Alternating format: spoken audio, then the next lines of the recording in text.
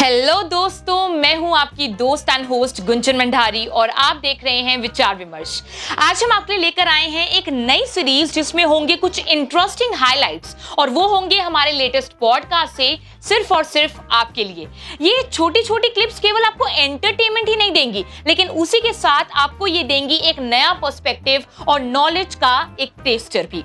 तो थोड़ा देखो, थोड़ा सीखो और थोड़ा सोचो। और अगर आपको ये हमारे शॉर्ट हाइलाइट पसंद आते हैं, जो कि हम यकीन के साथ कह सकते हैं कि आपको आएंगे ही, तो YouTube पर हमारा फुल पॉडकास्ट देखना मत भूलिए और हमारे साथ इस ज्ञान की जर्नी में जुड़ जाइए। तो चलिए बिना किसी देरी की शुरुआत करते हैं। आप जाकर हाइलाइट्स देखिए और नॉलेज बेंच शुरू करिए।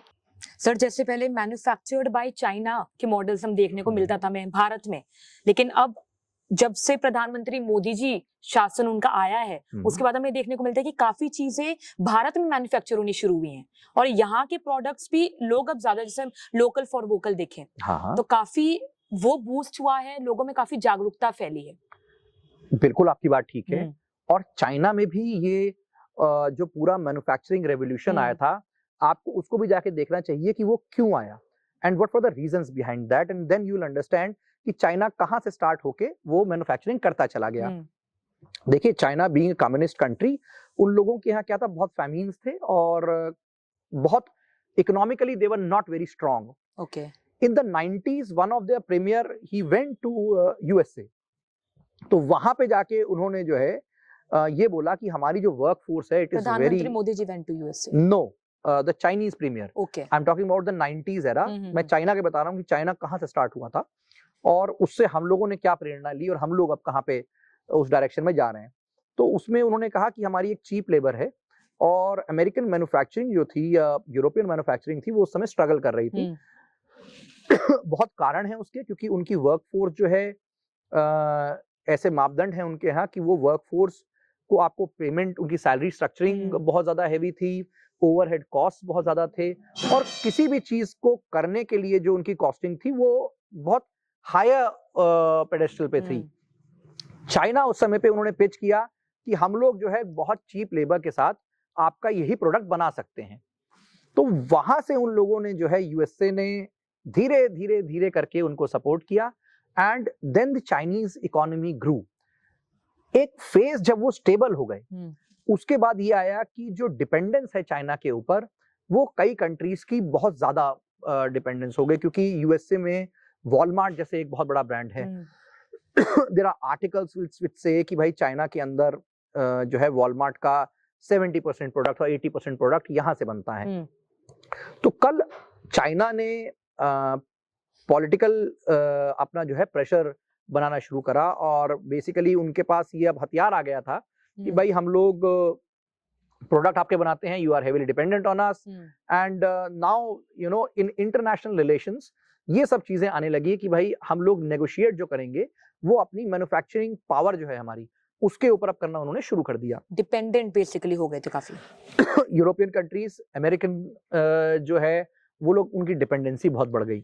और चाइना के अंदर क्या है कि there is a political opacity. आप अंदर क्या हो रहा है बहुत कुछ पता नहीं चलता है। उनके कुछ रूल्स एंड रेगुलेशंस ऐसे हैं, उनकी सूचना बाहर नहीं आती हैं और बहुत सारे जैसे माध्यम हैं आपके खबर फैलाने के, सोशल मीडिया ऐप्स, इंस्टाग्राम भी चाइना में काम तो वो वहां पे बैन है।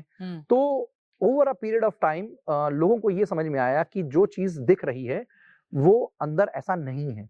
वहां पे बहुत सारे लेबर इश्यूज थे, वहां बहुत सारा पॉलिटिकल इश्यूज थे, वहां बहुत सारे फ्रॉडलेंट एक्टिविटीज चल रही थी।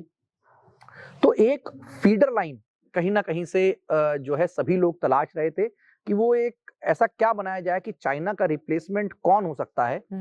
और अगर आप ध्यान दें तो 2000 से 2010 के बीच में इंडिया की जो टेक इंडस्ट्री थी, सॉफ्टवेयर इंडस्ट्री, वो बहुत तेजी से ग्रो करी और हम लोगों के क्या है, टेक्नोलॉजी क्लस्टर बन गया। उसका एक बहुत बड़ा कारण ये था कि हमारे यहाँ का जो वर्क फोर्स है वो अंग्रेजी में भी बहुत अच्छी तरीके से बात कर लेता है। अच्छा। और जो चाइनीज हैं, they don't talk in English, उनकी एक अपनी भाषा है। तो for American it is much more convenient कि वो इंडियन वर्क फोर्स का काम करे जो उनको जो है टेक्नोलॉजी के बारे में उन्हीं की भाषा में समझा भी सके और उतनी ही लेबर इंटेंसिटी के साथ काम करें। हम लोग जो है वी आर वर्कaholics, हम लोग क्या काम करने का एक जो है वर्क कल्चर का कल्चर इस प्रकार से है कि भाई हम लोग अगर कोई काम है तो हम दिन रात ये नहीं देखते क्या सैटरडे क्या संडे, हम लोग काम पे लगे रहते हैं और वही we are programmed that way. तो everyone got everyone saw this कि भाई ये जो इंडियन सॉफ्टवेयर टेक्नोलॉजी इंडस्ट्री है ये बहुत ब्राइट स्पॉट है और धीरे धीरे धीरे करके India became a software exporter. हम लोग एक ऐसा क्लस्टर बन गए कि सॉफ्टवेयर और टेक्नोलॉजी ओरिएंटेड जो कंपनीज थी वो यहाँ बहुत सारी आ गई, ग्लोबल कंपनीज बहुत आ गई, इंडियन कंपनीज जो हैं बहुत स्केल अप कर गई for the likes of Tata consultancy services, Infosys and उस समय पे सत्यम चल रही थी, अब तो खैर सत्यम नहीं है। So we had great companies और वो जो स्टार्टअप स्टोरी है they are the original startup stories. उन लोगों ने from the scratch they started and technology में एक इतना अपना हस्तक्षेप उन्होंने रखा और उसके बाद globally they became really big. तो टेक्नोलॉजी से और ये चाइना की टेंशन से यहीं से हम लोगों ने प्रेरणा ली कि भाई हम और भी इंडस्ट्रीज में इस चीज को कर सकते हैं।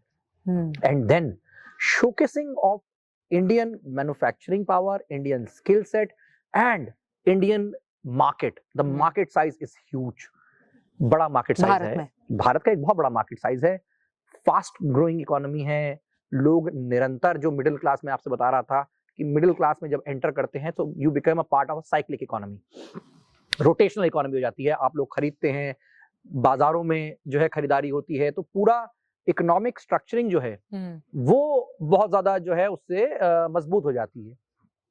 तो इसलिए माननीय प्रधानमंत्री जी ने उस बात को समझा और एक कंडीशन ये डाली कि किस प्रकार से हम लोग लोकली मैन्युफैक्चर करना स्टार्ट करें।